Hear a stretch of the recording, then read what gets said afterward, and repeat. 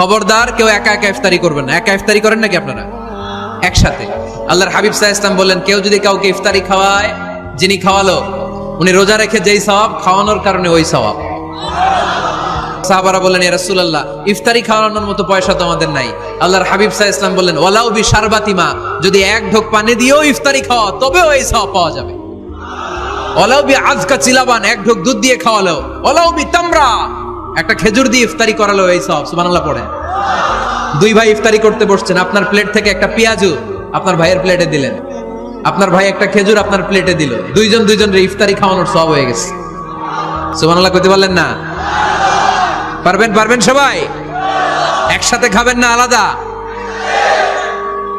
আল্লাহর হাবিব সাল্লাল্লাহু আলাইহি ওয়াসাল্লাম খেতে বসলে কখনো খাবারের বদনাম করতেন না। সহিহ বুখারীর হাদিস, মা আবা রাসূলুল্লাহ সাল্লাল্লাহু আলাইহি ওয়াসাল্লাম তুআমান কত্তু, কখনো খাবারের বদনাম করেন নাই।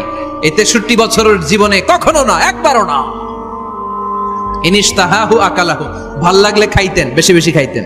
ওয়া ইন কারিহাহু তারাকা, ভালো না লাগলে রেখে দিতেন, ওটার দিকে তাকাতেন না। কিন্তু কখনো বলেন নাই লবণ বেশি হয়েছে, কখনো বলেন নাই ঝাল বেশি হয়েছে, এগুলো বললেন না। বলবেন?